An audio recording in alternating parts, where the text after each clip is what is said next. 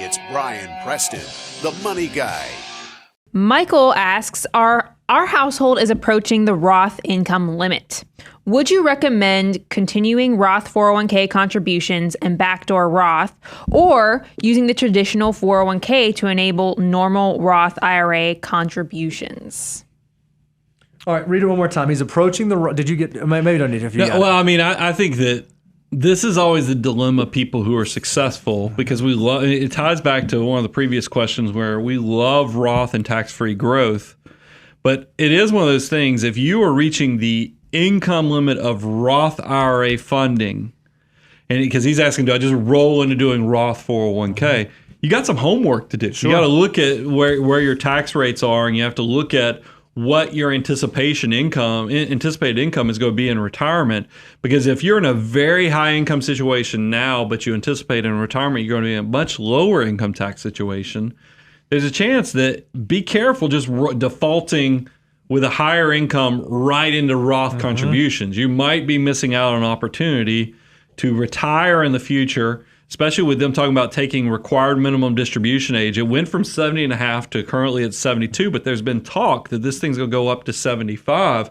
So if you were one of these people that's retiring at 55 and your income is going to drop like a rock because you're no longer having earned income, you're only going to have your taxable investment income and whatever other sources coming in, you have potentially 20 years to do Roth conversions. Yep. So pay attention to that stuff. Now, Bo, I want you, because you do such a good job of explaining this, somebody who's right on that cusp of no longer being able to do Roth contributions, I don't even know if we differ, but I just don't get excited about people finding out they exceeded and then figuring out how you're going to get that money out of those Roth accounts. I think what's really interesting is in the question, I think Reby had mentioned that bumping up to the Roth income limits, but they still have the ability to do backdoor Roths, right? And that's like, it sounds like a super seedy name for it. It's really just a Roth conversion strategy where if you have the right account structure, meaning you don't have any other outside IRAs, no IRA rollovers or SEP IRAs or simple IRAs, you can actually do a non-deductible traditional IRA contribution, and then you can choose if you want to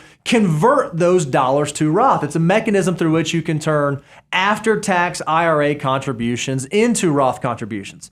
Well, if you're in a position where your account structure allows you to do that, and your cash flow allows you to do that, I love seeing those kinds of people that are hitting those Roth income limits say, okay, I'm just going to do the backdoor. I'm just going to contribute to my Roth that way. And what I can do is I can still do my pre-tax 401k contributions, get that current year tax savings, and I've got a best of both worlds. I'm building up pre-tax dollars in my 401k because my marginal tax rate suggests that I should, but I'm also building up Roth dollars by doing these Roth contributions, and then the income limits don't matter, right? If you're bumping up to something where you have other IRAs, you have SEPs or simples or traditionals or IRA rollovers, and you have to determine each year, like, am I going to be Roth eligible or not Roth eligible? I think I have come over to your side, Brian. I think realistically, just wait until you get to the next year. Make sure that you know what your income is, and you can just be a Marty McFly Roth contributor. You can go back in time and put that money in there all the way up until April 15th of the following year. That is so much easier than making ineligible contributions. And then you have to go back and figure out, okay, I got to pull out that contribution I made and I got to pull out all the applicable earnings. And if you're someone who's doing that every month, it can get just really, really messy. And by the way, those earnings are taxable to you. And if you're under 59 and a half, they're also subject to penalty. It's just a lot easier to avoid all of that and just wait till you get through the year, know your income, and determine if you can contribute directly to a Roth IRA or not. Yeah, I mean, my point is just be very self-aware when you're getting close to those income limits, because I feel bad saying it, but it's not a pet peeve, but it's just like, oh man, seriously?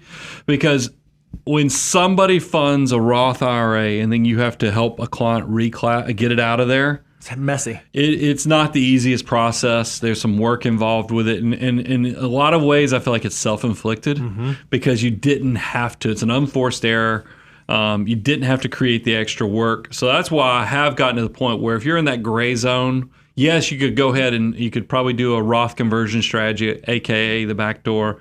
But I like, if you're so close that it's really gray on if you're going to be able to fund or not fund, I'm all about maximization, but on $6,000 a year, I'm okay with just letting it build up in the background in cash and savings and then investing it once. Because remember, you have from January through April of the following tax year to still fund that IRA contribution.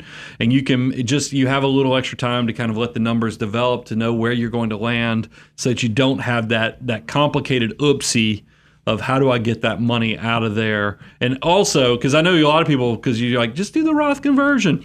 Yes, but realize you are adding a level of complexity that, I mean, probably one of the most often things that I have to step in and help CPAs work through are these Roth conversion strategies, aka backdoor, where CPAs just sometimes struggle on writing those letters to the IRS, and we've had to jump in and clean up situations. Or they struggle even doing it correctly on the tax return. They don't fill out the Form 8606, and it makes it taxable, and it's just it's advanced. It adds a layer of complexity that we want you to do it if it's appropriate, but if you can avoid it by just waiting a few months, that's not a bad decision. I agree.